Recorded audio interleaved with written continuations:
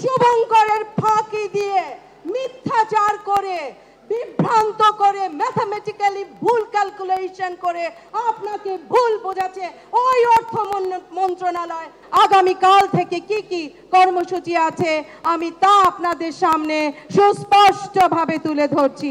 এক, ঢাকা বিশ্ববিদ্যালয় সহ সকল বিশ্ববিদ্যালয়ের সকল বিভাগের সকল ক্লাস বন্ধ থাকবে। 2, অনলাইন সান্ধ্যকালীন ক্লাস শুক্র ও শনিবারের প্রফেশনাল কোর্সের ক্লাস বন্ধ থাকবে। 3, সকল পরীক্ষা বর্জন করা হবে। মিড টার্ম, ফাইনাল ও ভর্তি পরীক্ষা সহ কোনো পরীক্ষা অনুষ্ঠিত হবে না। 4, বিভাগীয় চেয়ারম্যান, বিভাগীয় অফিস, সেমিনার, কম্পিউটার ল্যাব, গবেষণাগার বন্ধ রাখবেন। একাডেমিক কমিটি, সমন্বয় ও উন্নয়ন কমিটি, প্রশ্নপত্র সমন্বয় সভা অনুষ্ঠিত হবে না। 5, অনুষদের ডিনবৃন্দ, ডিন অফিস, ভর্তি পরীক্ষা সহ সংশ্লিষ্ট কার্যক্রম বন্ধ রাখবেন। নবীন বরণ অনুষ্ঠানের কর্মসূচি গ্রহণ করা যাবে না। কোন সিলেকশন বোর্ডের সভা অনুষ্ঠিত হবে না। 6, বিভিন্ন ইনস্টিটিউটের পরিচালক বৃন্দ, ইনস্টিটিউটের অফিস, ক্লাস, পরীক্ষা বন্ধ রাখবেন। সান্ধ্যকালীন শুক্রবার ও শনিবারের ক্লাস বন্ধ থাকবে। 7, বিভিন্ন গবেষণাধর্মী সেন্টারের পরিচালকগণ কোন সেমিনার, কনফারেন্স, ওয়ার্কশপের কর্মসূচি গ্রহণ করা থেকে বিরত থাকবেন। 8, বিভিন্ন হলের প্রাধ্যক্ষগণ প্রাধ্যক্ষ অফিস বন্ধ রাখবেন। 9, প্রধান গ্রন্থাগারিক কেন্দ্রীয় লাইব্রেরি বন্ধ রাখবেন। এটি হচ্ছে কমপ্লিট শাটডাউন বা সর্বাত্মক আন্দোলনের কর্মসূচি যা আগামী কাল থেকে 1 জুলাই থেকে শিক্ষক সমিতি, ঢাকা বিশ্ববিদ্যালয় শিক্ষক সমিতি সহ সকল বিশ্ববিদ্যালয় শিক্ষক সমিতি তথা বাংলাদেশ ফেডারেশনের ডাকে আমরা এই আন্দোলন কর্মসূচি আজ থেকে ঘোষণা করলাম।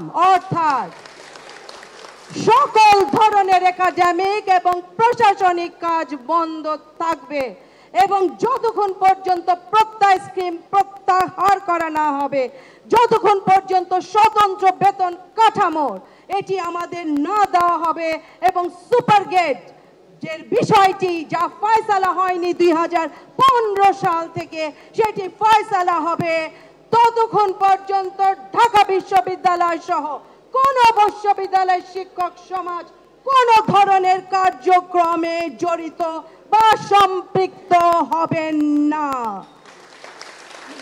পয়েন্ট অফ নো রিটার্ন, দেয়ালে পেট আমাদের ঠেকে গেছে।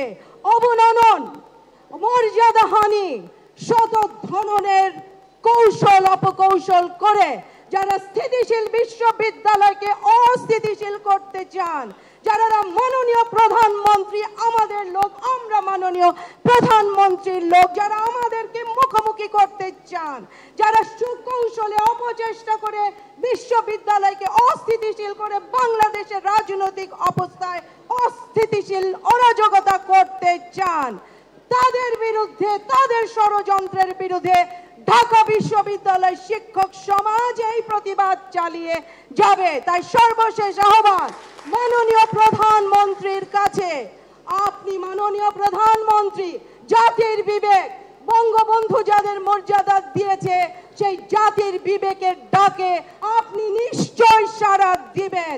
যদি আপনি আমাদের দাবিগুলো সুস্পষ্ট রূপে বিশ্লেষণ করেন, আপনি দেখবেন শুভঙ্করের ফাঁকি দিয়ে মিথ্যাচার করে বিভ্রান্ত করে ম্যাথমেটিক্যালি ভুল ক্যালকুলেশন করে আপনাকে ভুল বোঝাচ্ছে ওই অর্থ মন্ত্রণালয় গুটি কয়েক ব্যক্তি। সেই চক্র থেকে নিশ্চয় মাননীয় প্রধানমন্ত্রী বের হয়ে আসবেন। তিনি নিজেই বলেছেন তোমরা আমাকে আইসোলেট করো না, জনবিচ্ছিন্ন করো না। সুতরাং যারা শিক্ষক সমাজ থেকে মাননীয় প্রধানমন্ত্রীকে বিচ্ছিন্ন করতে চায়, যারা বিশ্ববিদ্যালয় বিবেককে, যারা স্মার্ট বাংলাদেশ গড়ে তুলতে বাধা দিতে চায়, তাদের বিরুদ্ধেই আসলে আমাদের এই আন্দোলন। সুতরাং আমরা আন্দোলনে আছি এবং আন্দোলনে বিজয়ী হয়ে এইখানে আবারও আপনাদের সাথে দেখা হবে। সেই দিন আমরা আনন্দের সম্মানের বিশ্ববিদ্যালয় দিবসের কেক কাটার অনুষ্ঠান পালিত হবে এই প্রতিজ্ঞা করে, এই আশ্বাস রেখে আমি আমার বক্তব্য শেষ করছি। প্রিয় সহকর্মীবৃন্দ, আপনাদেরকে বলছি যে আমরা যে আগামীকাল থেকে যে সর্বাত্মক কর্মসূচি পালন করব আমাদের ক্লাস বর্জন শিক্ষকরা, সেখানে আমরা প্রতিদিনের মতো এই যে অবস্থান কর্মসূচি প্রত্যেকটা বিশ্ববিদ্যালয়, ঢাকা বিশ্ববিদ্যালয় সহ বাংলাদেশের সবগুলো বিশ্ববিদ্যালয় একযোগে আমরা 1 ঘন্টা অবস্থান কর্মসূচি পালন করব। 12টা থেকে 1টা পর্যন্ত ঢাকা বিশ্ববিদ্যালয় কলা ভবনে এখানে আমরা অবস্থান করব এবং অন্য বিশ্ববিদ্যালয়গুলো তাদের স্ব স্ব জায়গায় অবস্থান করবে। অর্থাৎ আমরা যে আন্দোলনের সাথে আছি, আমাদের শিক্ষকবৃন্দকে আহ্বান করব, আপনারা প্রতিদিন আসবেন এবং আপনাদের অনুভূতি প্রকাশ করবেন। ধন্যবাদ।